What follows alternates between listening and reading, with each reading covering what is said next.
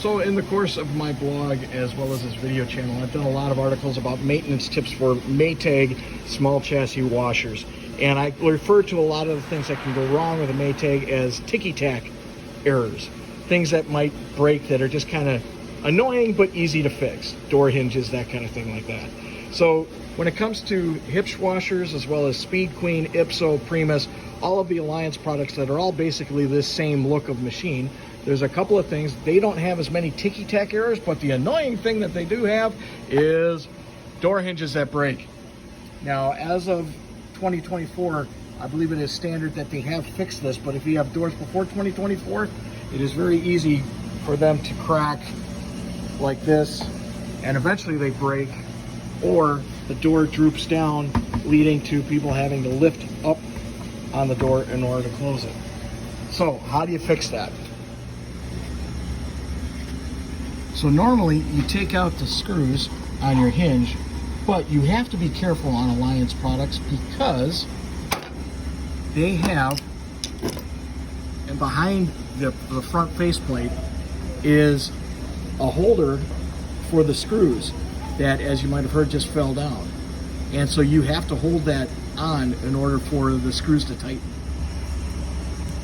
So you take off the front lower kick panel, and they're 11/32 screws, 2 of them on the bottom. Pull that off. So now you've exposed the bottom.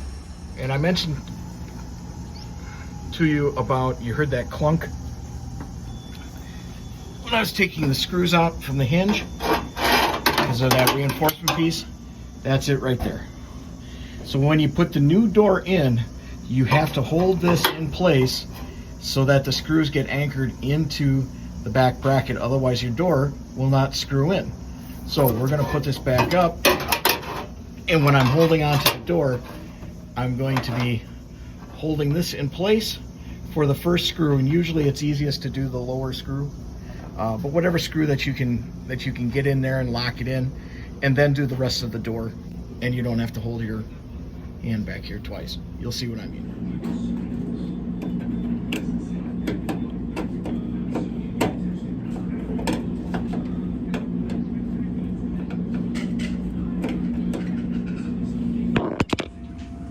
Now, some of you in the know might say, why did you do it through the lower panel when you can take the spring off and put the boot out and go on from the side?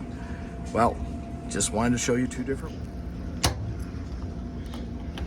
Get a little started with a flathead screwdriver. Front door's boot spring off. Now you can fold this back, and now you can reach in here with your hand and really easily hold that plate behind to put it back on for your door. But see, if I don't show you the harder way first, then you might not appreciate the easier way. Once you've got the first one in, it's real easy then to have the holes lined up and start with the top door and work your way down. Then you can pull this one out once the first screw is in from the new door. Now, obviously, if you have 2 people helping, one person holding the door and the other person doing the screwing, that's a lot easier. Since it's just me, once you get this middle screw in and tight to hold that brace in, that's when I locked in the top screw for the door. And as you can see, I'm just kind of holding the door off to the side because I'm supporting it, because I don't want the hinge to get any more stress on it than need to. So now that I've got this screw out and the first screw is already holding that bracket in, now I can put this screw right back in to the same hole and screw the rest of them in. Now you want to keep holding onto the door while you do those first couple of screws, especially to make sure there's no extra strain on the hinges. And once you've got everything locked in, double check and tighten them all up, including check these too, because every now and then they come loose. This is a brand new door, so they shouldn't be loose, but just in case. And now we're going to put the door boot spring back on. So now once you've got the door spring back on, door hinge is tightened, closes, and you're all set to go and back in business.